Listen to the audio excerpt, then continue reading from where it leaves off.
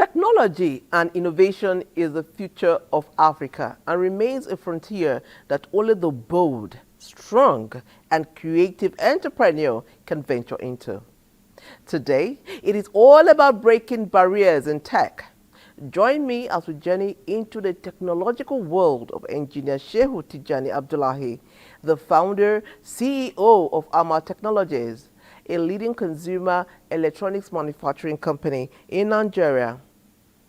From overcoming obstacles to achieving remarkable success, Engineer Abdullahi's story underscores the power of innovation and determination. In an exclusive interview with Nina, we had the privilege of sitting down with a true pioneer, uncovering the fascinating story of a visionary leader who has defied the odds and achieved remarkable success. Get ready to be inspired by the tale of resilience, innovation, and triumph. It is The Edge, and my name is Patience Abba.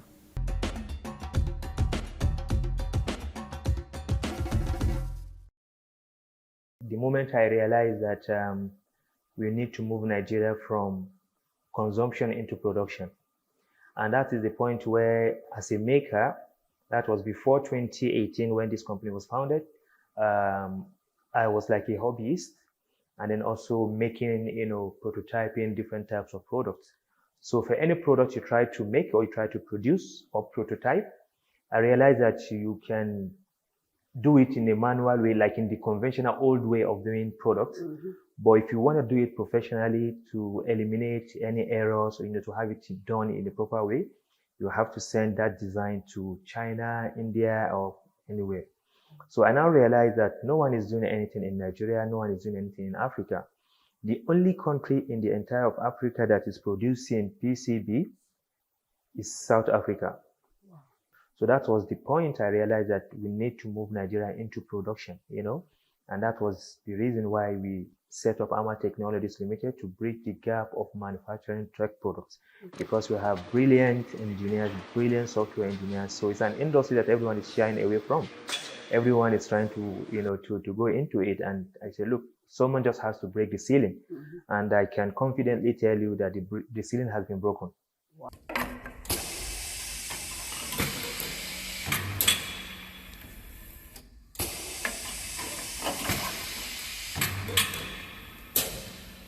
So before 2018, what were you doing?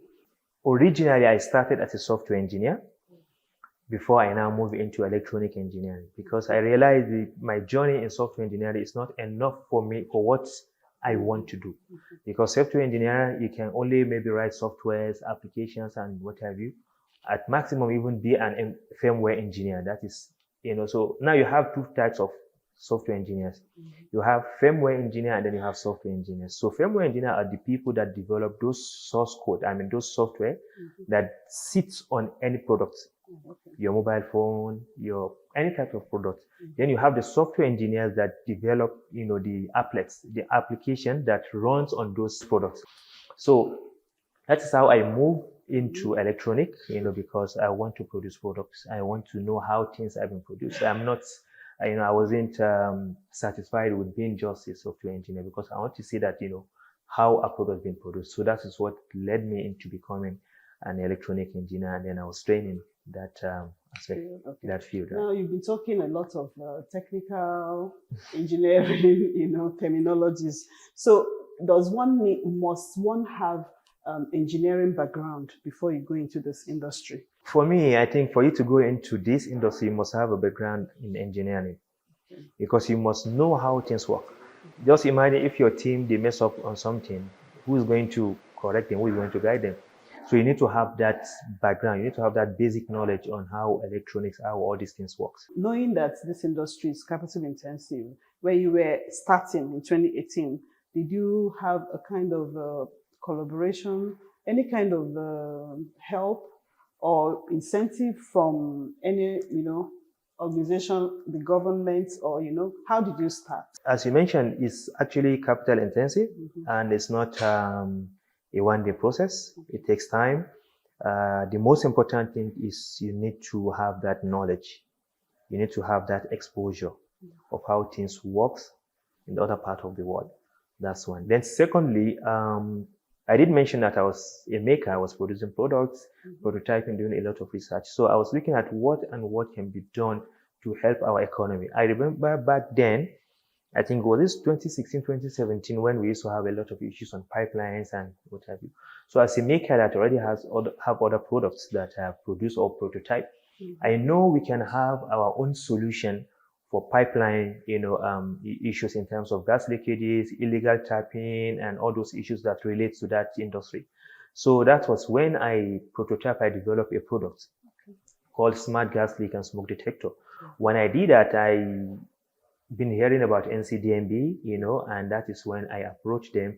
I told them, you being a local content that supports local companies, I think we can do this locally. They were really excited about it and they were very supportive. They invited me for presentation. I went there. That was in 2018. Then in 2019, January or so, I went there, presented the technology to them. And they have an R&D department. So we collaborated with that R&D department. So Amal Tech was founded under their R&D incubation process. Okay. So we built that together, That was the first partnership we had with them. We were trying to make sure the products can work, and we were trying to make sure we can compete with that product, and then we are also trying to see how to localize production locally, because that is what NCDMB stands for. So it took them like 3-4 years before we concluded with them. So that's when we signed. That's why we signed with them in 2021. Wow. So they have shares in our company. So with their support, we were able to get all this state-of-the-art equipment. We have they have an equity in the company. So as part of our own equity, of course, was to build these places and other things with the IP. So that is the only partnership, we have in terms of from the government. And then also, I must mention that we got some waiver for some of the equipment because we are pioneer in this industry. So we got some waivers for some of the equipment that we import into Nigeria.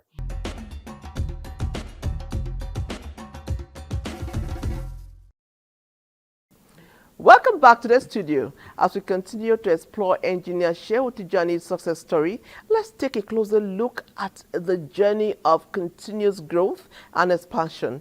Here is a short documentary that highlights the state-of-the-art manufacturing equipment of Amal Technologies.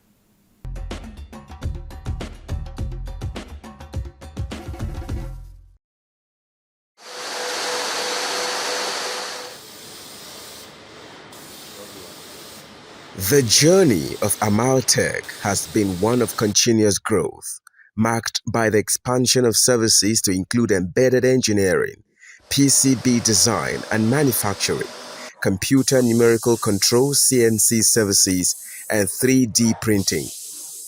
Collaborating with clients across industries such as automotive, aerospace, healthcare, and consumer electronics, Amal Tech has become synonymous with high-quality products and services. The production room at Amal Technologies buzzes with activity, bustling with workers focused on their tasks. The room is divided into 3 distinct segments. In one corner, engineers meticulously design and drill the intricate printed circuit boards that serve as the base for every electronic device.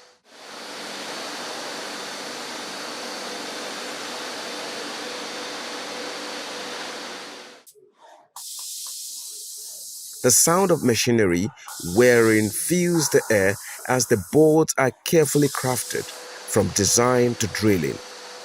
Adjacent to the PCB segment are the technicians who work diligently in the surface mount technology section. Here, components are assembled and fixed onto the PCBs based on the device's functionality. The room is a symphony of precision as each piece is carefully placed and soldered to fit.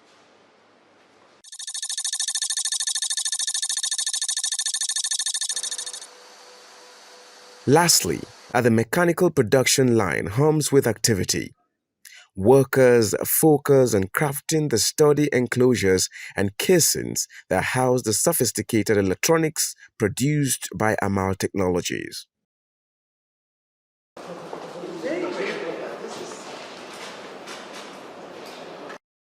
Contrary to traditional expectations, the factory floor isn't dominated solely by male workers. Instead, there is a notable presence of female trainees who have seamlessly integrated into the workforce. They work side by side with their male counterparts, showcasing their skills and dedication to the craft. Suddenly, the routine of the factory is interrupted when one of the regulatory bodies arrives unannounced. Their purpose? To monitor standardization and ensure quality control of the prepaid meters being manufactured from scratch by Amal Technologies.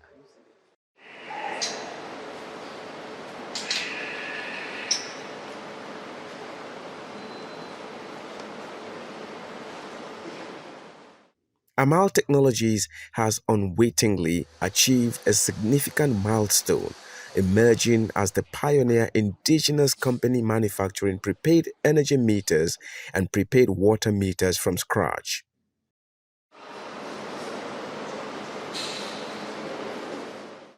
Their unwavering dedication to quality and innovative practices had garnered attention, enhancing their standing with the industry. At Amal Technologies, a leading consumer electronics manufacturing company, operations flow effortlessly. The team remains steadfast in their dedication to upholding the highest standards of excellence in every product.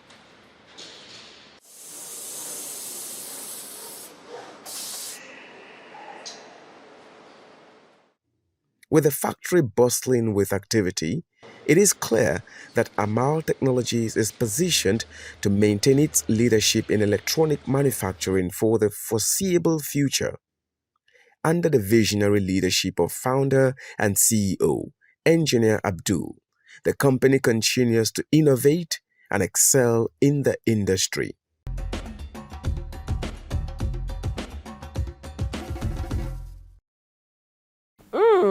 That documentary showcased Alma Technology's impressive growth and commitment to innovation.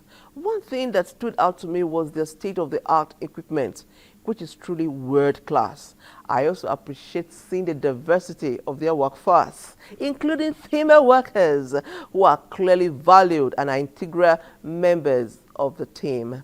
It is great to see a company like Alma Technologies leading the way in inclusivity and gender equality. Kudos.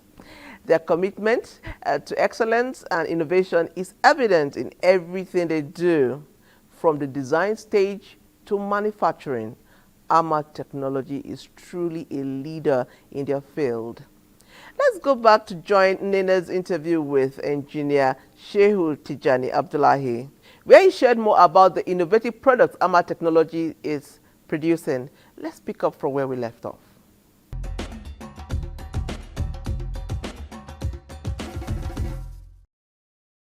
We look at the metering space, we saw there is a huge gap in this. And I can tell you the facility we have here in the entire of sub-Saharan Africa, no one has this kind of facility. And we know we can play a big role in, helping the government to bridge that gap of metering in Nigeria. That is why also we go into meter, and then also you would see our meter is even the cheapest in the country. It's below the neck price of single phase and three phase. So we have single phase and also three phase meters. We also have a smart valve. The smart valve works with the gas leak detector. The gas leak detector, if there is a gas leakage, it sends an SMS to you, it calls your mobile phone. While sending all those things, it communicates wirelessly and locally to the smart valve for up to 50 meters. So it shuts off the valve of the gas cylinder.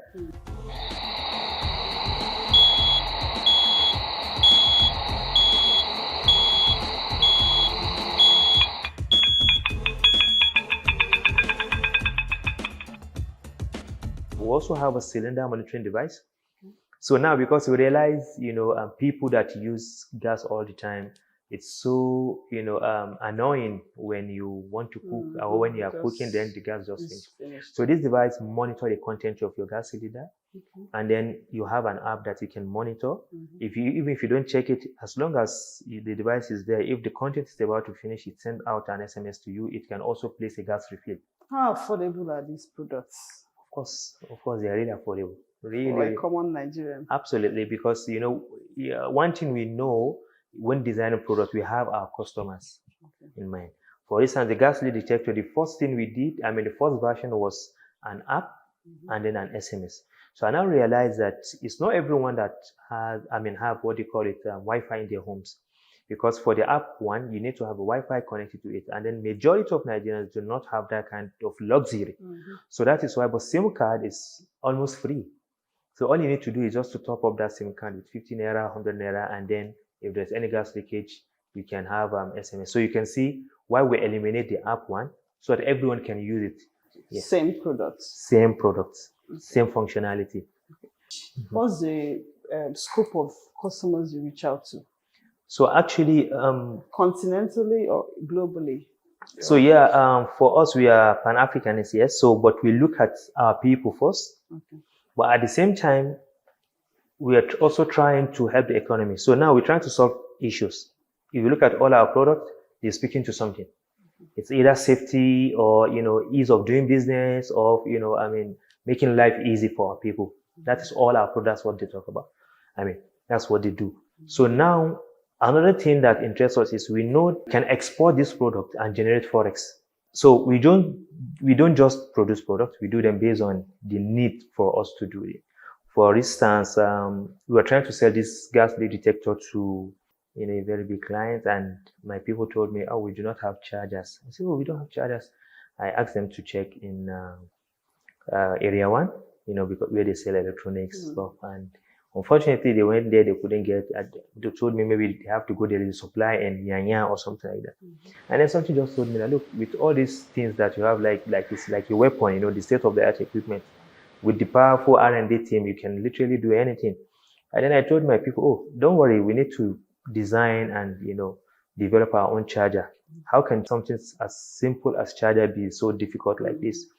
So that same day, I remember I started sketching out something, and then I gave it to our main engineer, the hardware engineer. I told him, before I come tomorrow, let's try and work on this. Let's look at your raw material. You said they're all locally sourced. So actually, Nigeria has everything in terms of the raw materials. From our research, from what we know, I can tell you Nigeria, if not number one, the world that has the complete supply chain in terms of all the raw materials you need to produce all these things. It's in semiconductor or everything. But the only problem is all these raw materials are not being harnessed, they are not being used. We don't even know about it. Right? So you've been hearing about lithium just because there is a lot of, lithium is this price now. And that is when you see a lot of people talking about lithium.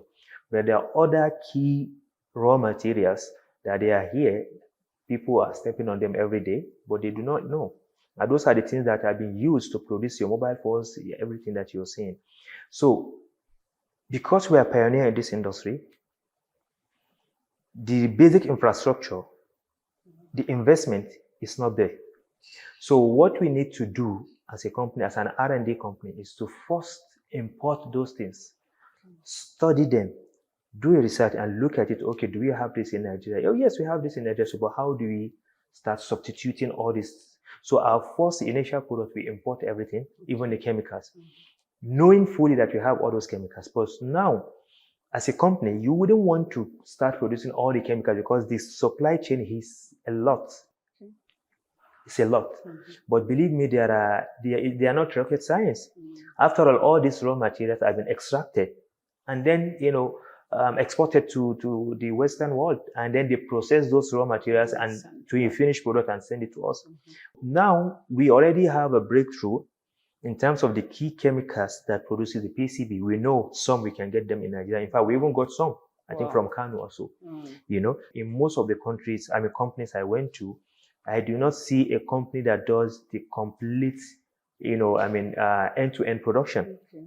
You'll see a big company, for instance, that is producing a meter. I wouldn't want to mention their name, but you'll see they have an SMT. Yes, they design their hardware, they send it out to another company to produce a PCB, and then the PCB is being shipped back to them. They now assemble the components on the PCB, upload their software. They also have another company that produces the the casing, And for us here at Amal Tech, we have the complete 3 industries under one roof. Wow. The good thing and the advantage is it gives us the knowledge of the complete, the value chain of the production, the end to end. And then also the advantage again is we are able to control quality assurance, quality control, because you can see from the beginning how things are. And another advantage again is we already, we are having a lot of skilled workers. I can tell you our engineers, when you're talking about hardware, they can compete anywhere in the world.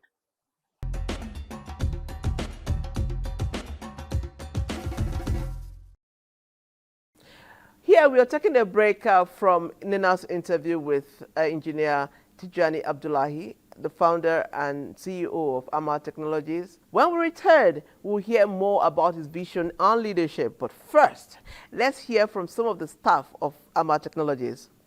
They share their perspective on working with engineer Abdullahi and their projections from the company's future.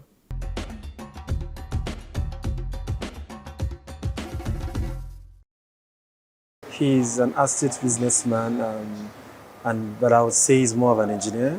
He studied embedded systems engineering, and he has background in business information and also IT. So he's a blend of a businessman and also an engineer. He has a very strong background in both software and hardware engineering. And of course, like you know, he pioneered these projects, and we've been in operations, let's say from the incubation stage in 2018 down to where it was launched sometime late last year, around December. So generally, I would say he's a very hardworking person, passionate about research and development and bringing to bear innovation technology in the African continent. Engineer Shehu Tijjani he's an innovative businessman. He's very driven. He's very passionate about creating positive impact in the lives of people, not just in Nigeria, but beyond in Africa. And he is very, very dedicated and very friendly and professional. Our MD has created an avenue for us to grow. He supports us with all what we need. We invited some expatriates to train us virtually, and his sense of humor and also is just a very good leader. Oh, in the next 10 years, I see us not just being a trailblazer in the innovation sector in Nigeria, but in the African continent. So for now, we are still the first in terms of pioneering PCB technology and allied technologies in that range. And I see us in the next 10 years supplying this same quality of service to the African continent and beyond.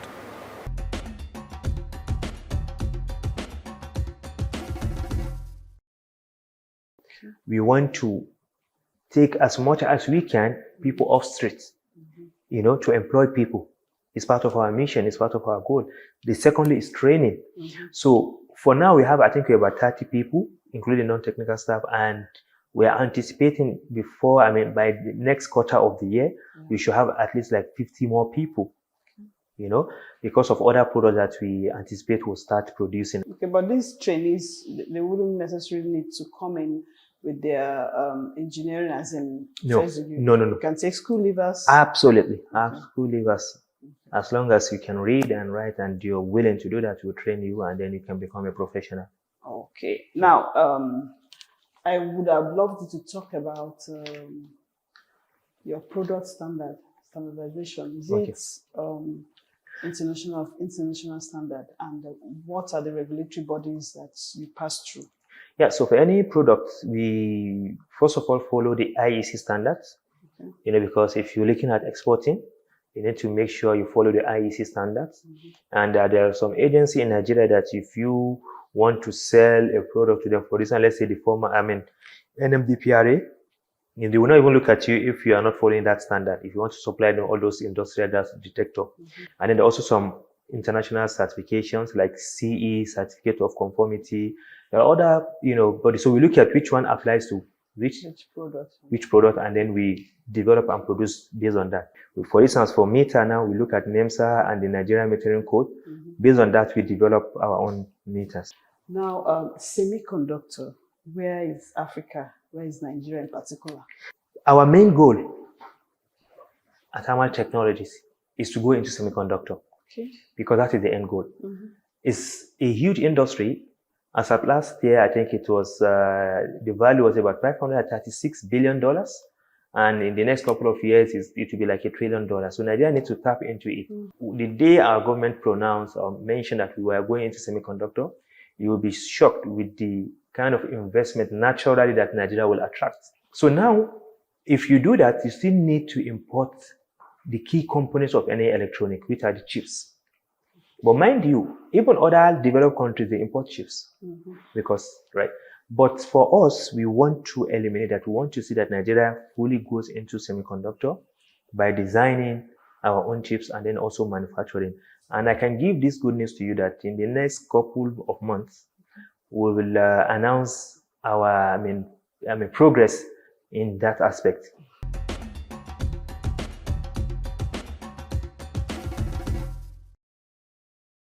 It is a wrap on today's program. Thank you for joining us on this journey into the world of Amal Technologies. We have seen their innovative products, heard from their staff, and learned from the vision and leadership of Engineer Shehu Tijjani Abdullahi. It is clear that Amal Technology is a company that is pushing the boundaries on what's possible. Thank you, Nena, and the Amal Technologies team for bringing this remarkable story to life. Goodbye and God bless.